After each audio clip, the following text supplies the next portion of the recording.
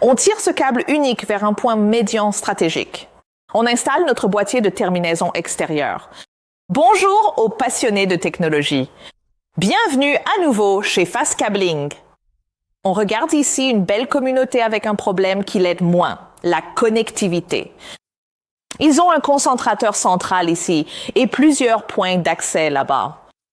Centre communautaire, parc, café, nœud de service, et ils ont besoin d'un réseau fibre stable et rapide pour tout relier sur des distances de 5 km ou plus. L'exigence, des données ultra rapides et une installation propre et rapide.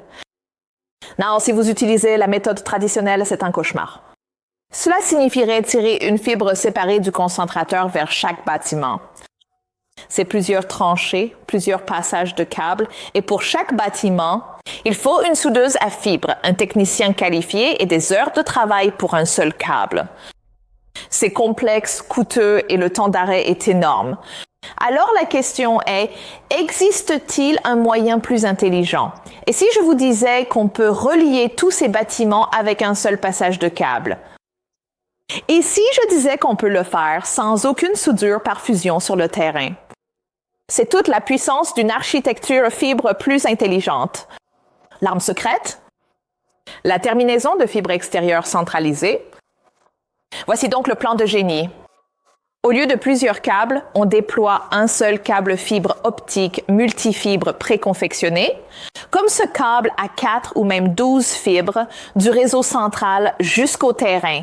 On tire ce câble unique vers un point médian stratégique, puis on installe notre héros du jour, notre boîtier de terminaison extérieure.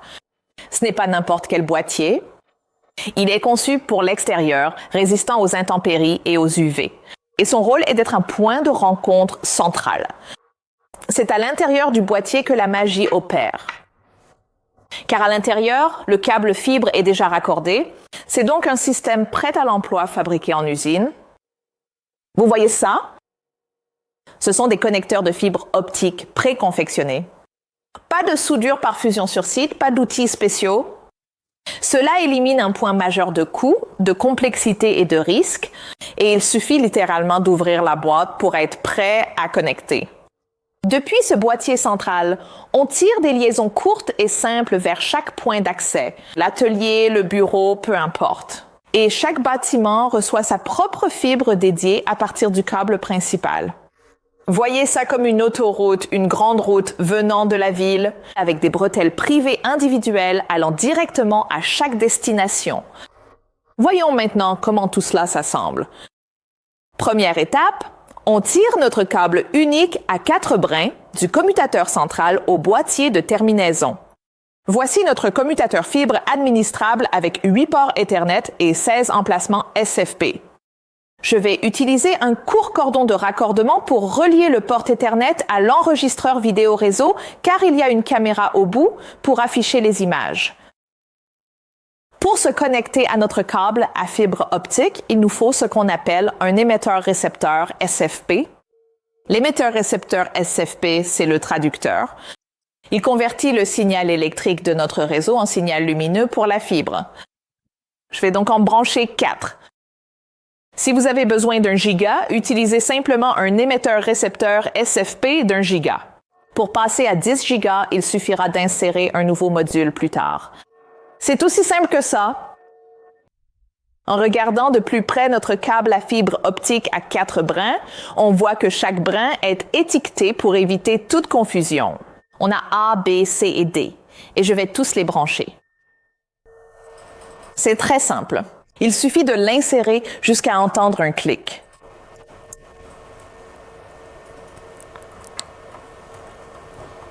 D'accord, c'est fait. Maintenant que toute la fibre est connectée, on tire ce câble unique vers notre boîtier de terminaison. On fixe le câble, on l'insère et on le protège. Honnêtement, le plus dur est presque terminé. On voit que j'ai déjà connecté 2 des brins. Je vais en connecter 2 autres puisque nous utilisons ce câble à 4 brins.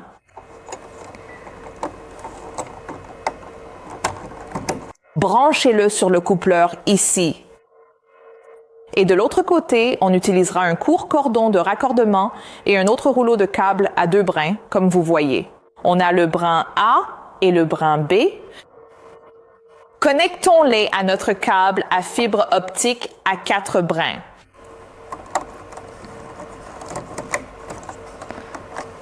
Très bien. Depuis le boîtier de terminaison, on va vers le bâtiment, disons notre atelier. On a un appareil comme celui-ci, un convertisseur de médias fibre PoE. Il reçoit le signal lumineux, le reconvertit et peut même alimenter des appareils comme des points d'accès Wi-Fi ou des caméras via le même câble Ethernet. Alors maintenant, je vais prendre notre cordon de brassage fibre et le connecter au port SFP.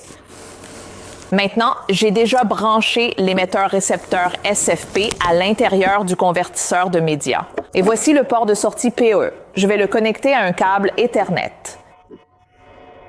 Il envoie donc à la fois l'alimentation et les données à notre appareil connecté, notre point d'accès Wi-Fi. Maintenant, je le sors pour que vous puissiez voir qu'il reçoit l'énergie nécessaire ainsi que les données. Remontons-le.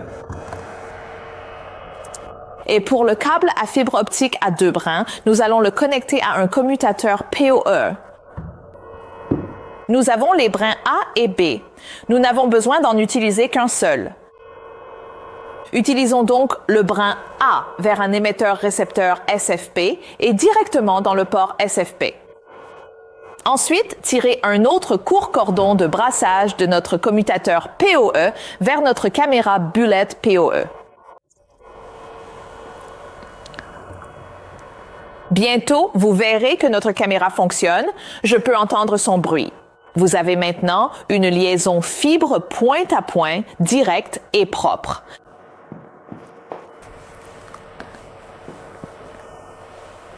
En regardant notre moniteur, nous pouvons maintenant voir clairement un flux vidéo en direct en temps réel pour l'instant. Je vais faire un signe de la main. Alors pourquoi est-ce révolutionnaire? Analysons cela. Premièrement, le coût et la vitesse. Un seul passage de câble, pas de soudeuse, temps de main-d'œuvre et coût réduit. Et vous pouvez connecter 12 points ou plus dans le temps qu'il fallait pour en faire 2.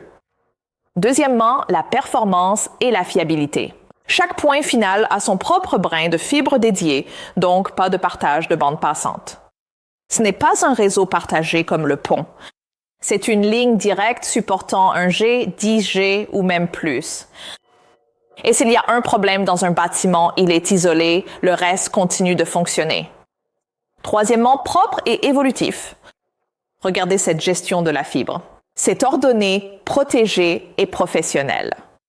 Et avec des brins de réserve dans le câble, vous assurez l'avenir. Si vous devez ajouter un bâtiment l'an prochain, utilisez un brin de réserve du câble existant. Pas de nouvelles fouilles, aucun temps d'arrêt pour le réseau existant. C'est ainsi que l'on construit une infrastructure intelligente et prête pour l'avenir. Pour un projet sur un campus, un parc industriel ou une communauté, cette architecture est gagnante. Qu'en dites-vous? Avez-vous déjà fait un tel projet? Dites-le nous en commentaire juste en dessous. Si cette vidéo vous a aidé, likez et abonnez-vous pour plus d'analyses techniques. Merci beaucoup d'avoir regardé et à bientôt pour la prochaine!